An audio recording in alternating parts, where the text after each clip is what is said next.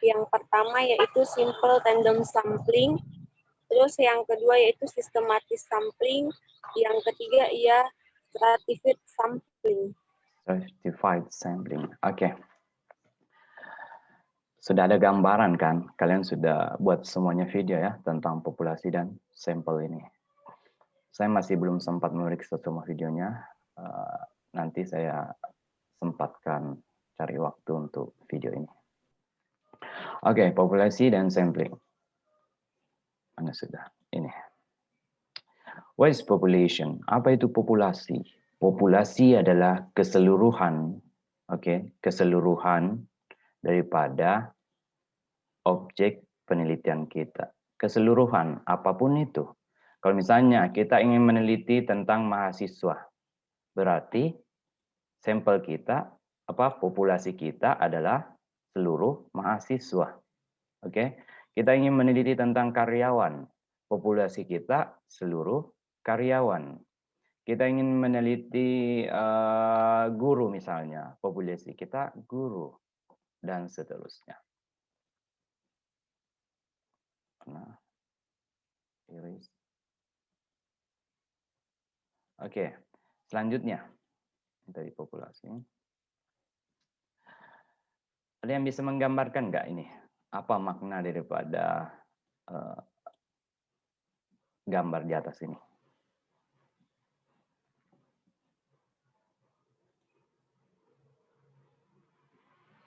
Kalian bisa mengerti nggak apa maksud daripada gambar itu?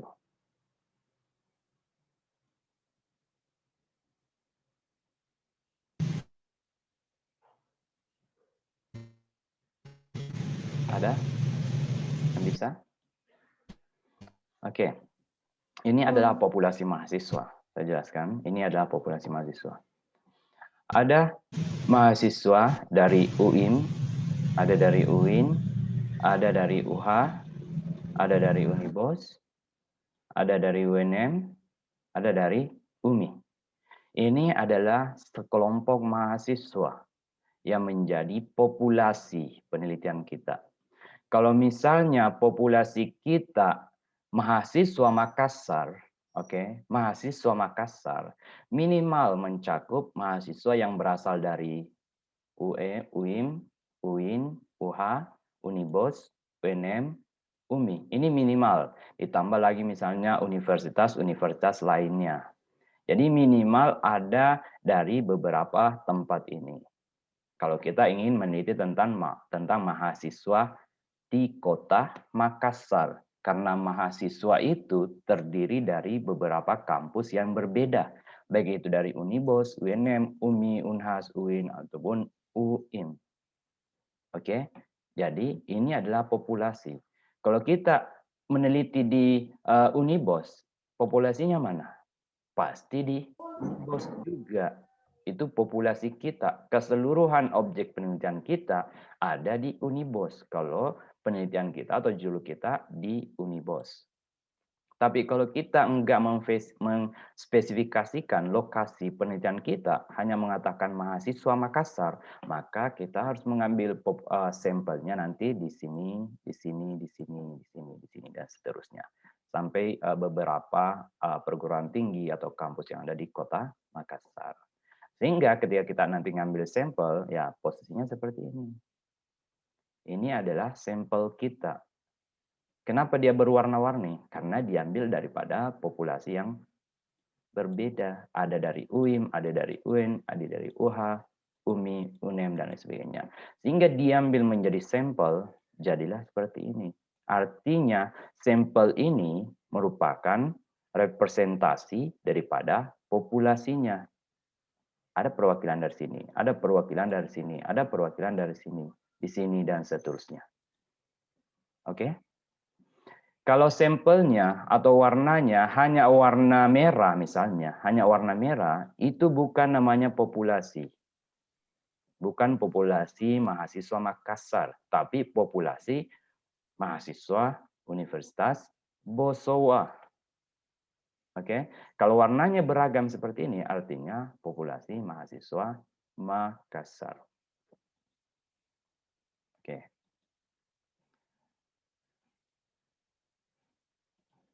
Kita lanjut sini. Nah, ini adalah definisi dari populasi. Objek penelitian yang merupakan sumber data memiliki karakter tertentu dan sama. Karakteristiknya, ciri-cirinya sama. Oke, memiliki ciri-ciri atau karakteristik yang sama. Itu adalah populasi. Menurut Aswar, kelompok subjek yang hendak dikenai generalisasi. Jadi yang digeneralisasikan nanti itu ya populasi kita. Populasi adalah keseluruhan dari objek penelitian. Intinya kalau nggak mau menjelaskan lebih singkat, keseluruhan daripada objek penelitian kita namanya populasi. Ini keseluruhan, seluruh objek. Walaupun nanti tidak semuanya diambil sebagai objek penelitian, tapi seluruhnya ya ini. Nanti diambil beberapa untuk menjadi objek penelitian kita. Oke. Udah tadi contohnya di sini. Nah, coba ada yang bisa menjelaskan di sini? Ada yang bisa menjelaskan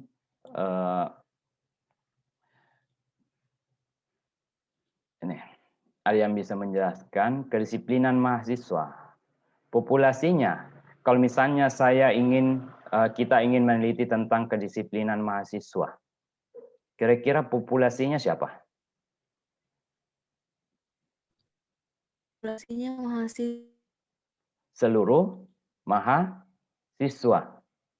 Oke, seluruh mahasiswa itu adalah populasinya. Berarti kalau seluruh mahasiswa, populasi Anda lokasinya di mana aja?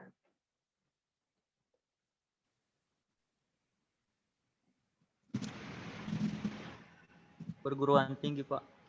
Seluruh mahasiswa. Kalau kita masih berbicara ini sangat umum ya, kedisiplinan mahasiswa, nggak jelas posisinya. Mau mahasiswa internasional maupun mahasiswa nasional, itu masuk semua. Kecuali ini disempitkan, kedisiplinan mahasiswa di Kota Makassar. Misalnya ada di Kota Makassar. Oke? Artinya mahasiswa yang dimaksud di sini adalah seluruh mahasiswa yang ada di Kota Makassar. Oke, itu populasi kita, seluruh mahasiswa yang ada di Kota Makassar. Di luar Kota Makassar tidak termasuk. Di kabupaten yang lain di luar Makassar itu tidak masuk. Yang jelas yang ada di Kota Makassar, termasuk Unibos, Unhas, UMI, UIN, UIM, dan lain sebagainya. Oke, itu adalah populasi kita. Kalau kita mempersempit lagi kedisiplinan mahasiswa di kampus Unibos, berarti populasi kita di Unibos, bukan di Unhas, bukan di UMI, bukan di UNM, tapi hanya mahasiswa di Unibos. Itu adalah populasi kita, seluruh objek penelitian kita yang ada di lokasi penelitian tersebut. Oke, terus yang kedua, budaya K-pop misalnya. Populasinya siapa? Fans budaya K-pop, Pak. Pasti si pelaku yang menggemari K-pop ini, sehingga dia ingin melihat bagaimana gaya berpakaiannya, gaya berbicaranya, gaya belanjanya, dan sebagainya. Itu merupakan representasi dari budaya K-pop. Kalau orang yang tidak ngefans di K-pop ini gimana? Berarti dia bukan populasi. Nah, kalau budaya K-pop ini masih bersifat umum juga, baik itu di luar negeri maupun di dalam negeri, kan ada kemiripan mereka budayanya. Oleh sebab itu, ketika kita mempersempit populasi kita, misalnya di Indonesia, artinya dari Sabang sampai Merauke, oke, seluruh bagian yang ada di Indonesia itu harus diambil menjadi sampel perwakilan daripada populasi ini. Kalau kita persempit lagi di Kota Makassar, artinya anak-anak di Kota Makassar yang menjadi fans film Korean ya, atau K-pop ini, maka dia akan dikenakan menjadi populasi kita yang ada di Kota Makassar. Oke, kalau kinerja pegawai, populasinya siapa?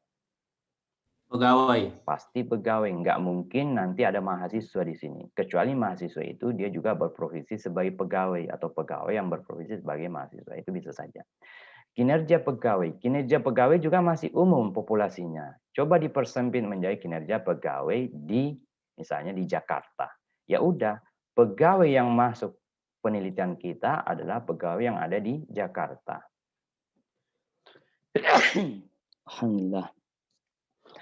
Pegawai yang ada di Jakarta, bukan di tempat lain. Oke, paham konsep daripada populasi itu? Populasi adalah keseluruhan daripada objek penelitian kita. Kalau di Makassar ya seluruh yang ada di Makassar.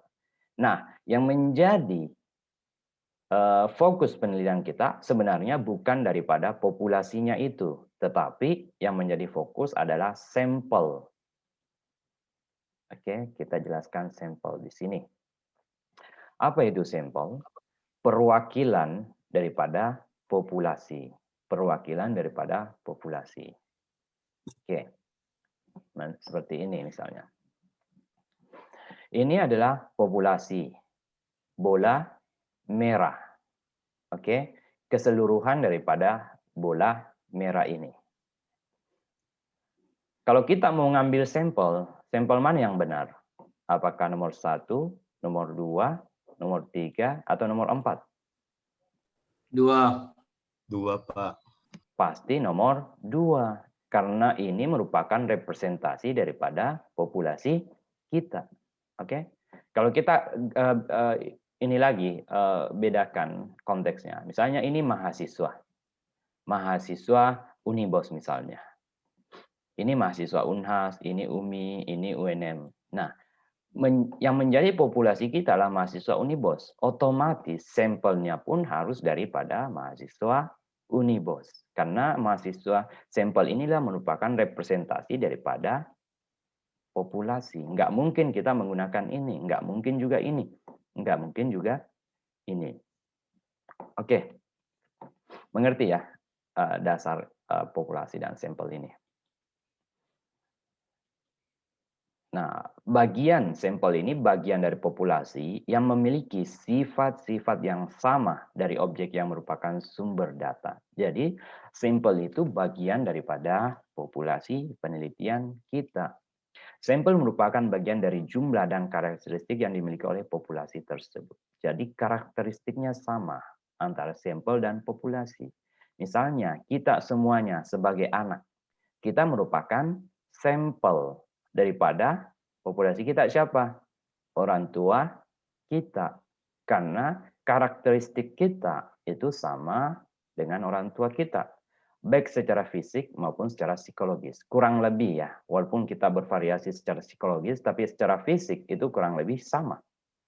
Ada nggak yang nggak sama orang tuanya di sini? Dipertanyakan kan? Maksudnya seperti itu. Artinya sampel yang baik adalah yang mampu merepresentasikan populasi tersebut. Oke, kedisiplinan mahasiswa. Sampelnya, populasinya adalah mahasiswa, misalnya fokusnya di Makassar. Artinya seluruh mahasiswa yang ada di kota Makassar. Oke, sampelnya diambil bagian daripada mahasiswa di kota Makassar. Ada berapa kampus? Ada misalnya 10 kampus. Artinya 10 kampus ini harus diambil minimal harus ada perwakilan menjadi sampel. Jadi bukan hanya fokus pada 1-2 kampus, tetapi banyak kampus. Oke. Terus yang kedua, budaya Siri. Ada yang bisa menjelaskan populasinya budaya Siri siapa?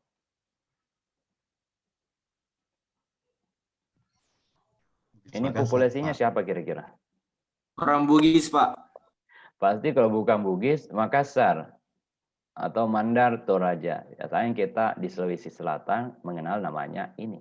Jadi populasi kita suku-suku yang ada di Sulawesi Selatan yang mengetahui namanya Siri. Oke, kalau suku di luar dari Sulawesi Selatan kan nggak paham namanya Siri. Jadi dia bukan menjadi populasi kita. Jadi seluruh masyarakat Sulawesi Selatan yang tentunya berlatar belakang budaya Bugis, Makassar, Mandar, Toraja, dan seterusnya. Mungkin ada sebagian Mandar ya, walaupun sudah terpisah. Oke, sampelnya kira-kira siapa? Otomatis sebagian daripada ini. Itu sebagian, bukan secara keseluruhan. Oke, paham ya? Terus yang ketiga, kinerja pegawai. Kita berfokus lagi. Misalnya di Jakarta tadi, ya udah populasinya seluruh karyawan yang ada di kota Jakarta. Baik itu dari perusahaan A, B, C, D, dan seterusnya. Sampelnya sebagian karyawan dari kota Jakarta. Mungkin ada 5 orang dari sini, 5 orang, dan seterusnya. Jadi ada perwakilan dari setiap tempat. Oke. Sampel apa yang dipelajari dari sampel, kesimpulannya dapat diberlakukan untuk populasi. Sampel adalah bagian dari populasi yang dapat mewakili populasi secara keseluruhan. Jadi, bagian dari populasi yang dapat mewakili populasi secara keseluruhan. Atau singkat kata, sampel merupakan miniatur daripada populasi. Misalnya begini. Kita ingin survei misalnya, survei presiden, survei misalnya kepuasan masyarakat terhadap kinerja presiden. Kira-kira populasinya siapa? Masyarakat. Masyarakat, Pak. Populasinya seluruh masyarakat Indonesia. Kalau kita meneliti tentang kepuasan terhadap presiden di Republik Indonesia. Artinya seluruh masyarakat Indonesia. Masyarakat Indonesia terdiri dari beberapa provinsi tuh. 36 ya? Atau berapa provinsi? 40-an. Kurang lebih 40-an itu 36 kayaknya. Kurang lebih puluhan provinsi itu harus mewakili menjadi sampel. Oke, ini karena mereka merupakan populasi kita, sehingga orang-orang atau masyarakat yang ada di lokasi tersebut atau di provinsi tersebut harus menjadi sampel kita, karena merupakan perwujudan daripada seluruh masyarakat Indonesia, bukan hanya Kota Makassar, bukan hanya Sulawesi Selatan, tapi juga masyarakat yang lain di provinsi yang ada di Indonesia. Paham ya? Oke, nah kita sudah paham apa itu populasi, apa itu sampel. Sekarang bagaimana cara mengambil sampel? Nah, cara pengambilan sampel ini pun beragam, macam-macam. Tapi secara garis besar, sampel itu minimal sampel yang diharapkan dalam penelitian kuantitatif itu 100. Itu minimal untuk melakukan generalisasi. Misalnya, jika subjek kurang dari 100, maka lebih baik dilakukan penelitian sebanyak jumlah populasi. Misalnya populasi kita misalnya hanya 100 orang di dalamnya. Lebih baik kita mengambil penelitian populasi, bukan mengambil sampel lagi, karena ini hanya sedikit. Intinya semakin banyak sampel itu semakin bagus. Sampel semakin mendekati angka populasi itu semakin bagus. Nah, ketika kita meneliti seluruh populasi, maka disebut namanya penelitian populasi. Jadi enggak pakai sampel lagi. Lebih dapat dipercaya. Terus yang kedua, jika subjek lebih besar daripada 100, maka dapat diambil 10-15% atau 20-25% dari keseluruhan sampel. 10-15%. Kalau misalnya 1000, berarti 100 sampai 150 atau 200 sampai 250. Intinya semakin banyak jumlah sampel maka semakin baik atau semakin representatif. Karena sampel ini diambil untuk merepresentasikan daripada populasi. Sehingga ketika sampelnya banyak, maka akan semakin dekat representasinya dengan populasi. Apalagi kalau kita meneliti dengan mengambil seluruh populasi itu, maka akan dipastikan hasilnya sangat baik. Tidak perlu diragukan lagi. Tergantung lagi metodenya, analisis datanya, dan lain sebagainya. Oke? Selanjutnya, nah,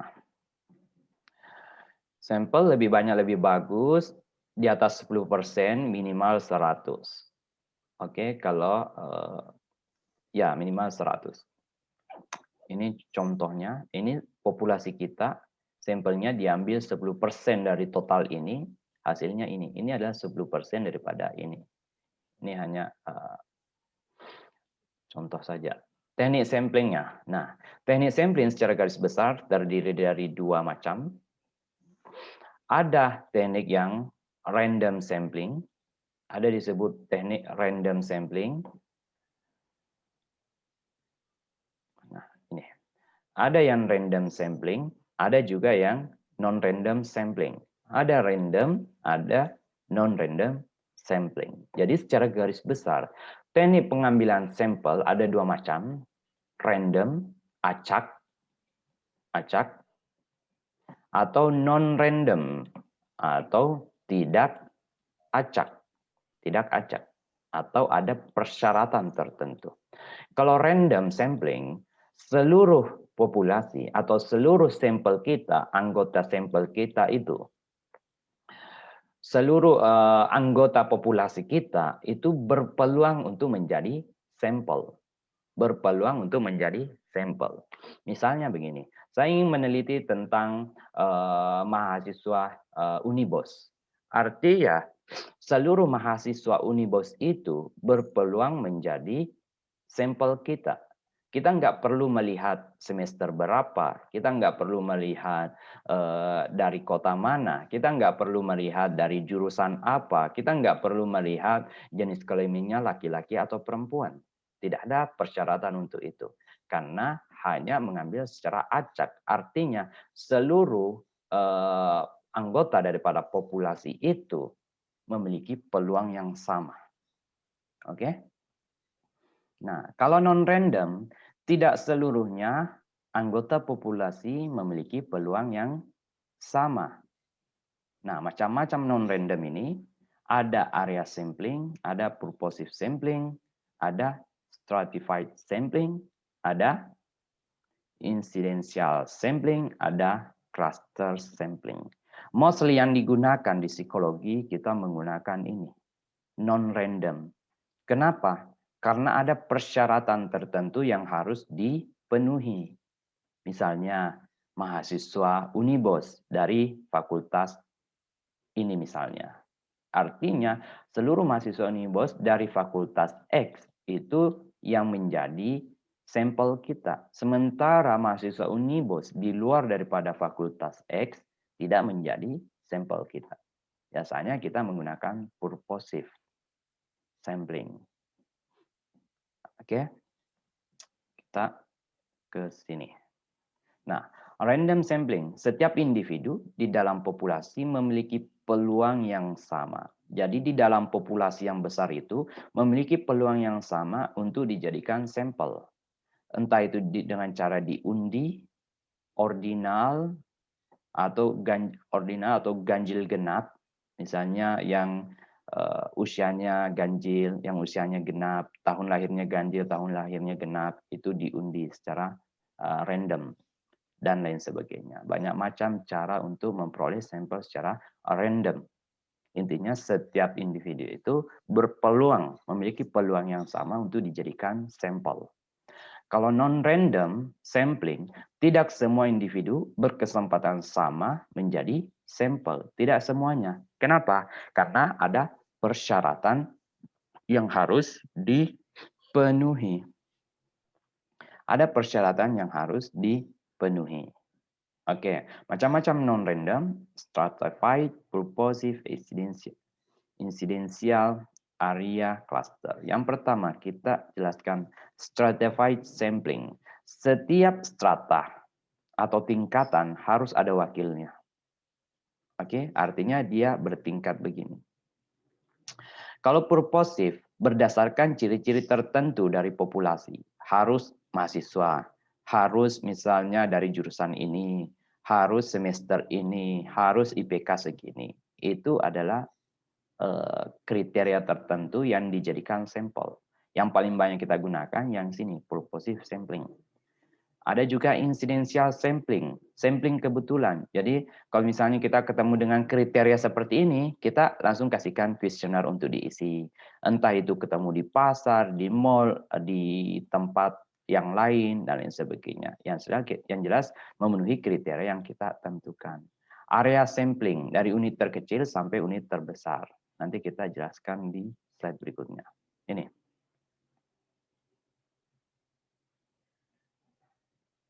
Mana? Sini aja.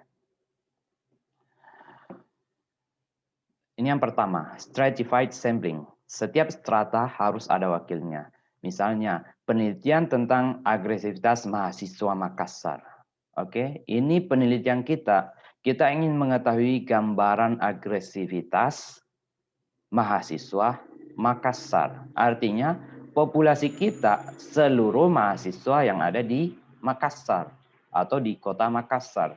Di luar daripada Makassar bukan menjadi populasi kita. Dari populasi ini kemudian diturunkan menjadi sampel. Artinya diambil sebagian daripada mahasiswa yang ada di kota Makassar. Tapi sebagiannya itu harus mewakili beberapa perguruan tinggi atau kampus yang ada di kota Makassar. Perwakilan mahasiswa di setiap kampus. Misalnya, total mahasiswa di Makassar sebanyak 1.000 orang. Misalnya ini ya, 1.000 orang. Artinya totalnya ini menjadi populasi. Maka sampelnya bisa 10%, kan minimal 10%. Kalau 1.000 orang, artinya sampelnya 100 orang, minimal. Intinya sampel itu lebih banyak, lebih bagus. Mau ambil 5.000 juga nggak apa-apa. 500 juga nggak apa-apa. Atau bahkan semuanya mau diambil itu lebih bagus lagi. Intinya lebih banyak, lebih bagus. Lebih banyak, lebih bagus. Ya kan? Jika jumlah sampel di kota Makassar 100 kampus, maka setiap kampus harus diwakili minimal 1 orang. Jadi menjadi 100. Itu minimal, artinya bisa di atas daripada 1 orang itu. Jadi untuk penelitian yang mengatakan teknik pengambilan sampel stratified sampling ini harus setiap strata atau harus setiap golongan atau harus setiap tempat itu harus ada perwakilannya. Itu namanya stratified random sampling. Tidak melihat lagi setiap tempat ini harus memenuhi apa. Tidak perlu, yang jelas dia dari kampus A. Ya udah ambil. Mau perempuan, mau laki-laki, mau semester berapa, mau tua, mau muda, terserah. Kampus B juga seperti itu. Mau jurusan apa, mau dari kota mana, mau suku apa, dan sebagainya. Enggak urus akan hal itu. Kampus C, kampus D, yang jelas setiap kampus ini ada perwakilannya. Oke. Terus yang kedua, purposive sampling. Berdasarkan ciri-ciri tertentu. Penelitian tentang gaya hidup hedonis mahasiswa Unibos. Oke, gaya hidup hedonis mahasiswa Unibos usia 19-23. Persyaratannya harus usianya 19-23 tahun. Terus yang kedua, dia menjalani hidup hedonis, hura-hura, dan lain sebagainya. Terus mahasiswa Unibos. Ada 3 komponen di sini. Oke, yang tidak memenuhi kriteria ini, walaupun dia mahasiswa Unibos, tapi usianya misalnya 24 tahun, dia tidak masuk dalam sampel kita. Populasi seluruh mahasiswa Unibos. Sampel yang memiliki ciri-ciri akan diteliti. Teknik pengambilannya yaitu mahasiswa dengan kriteria hedonism, artinya dia hidup hura-hura dan lain sebagainya.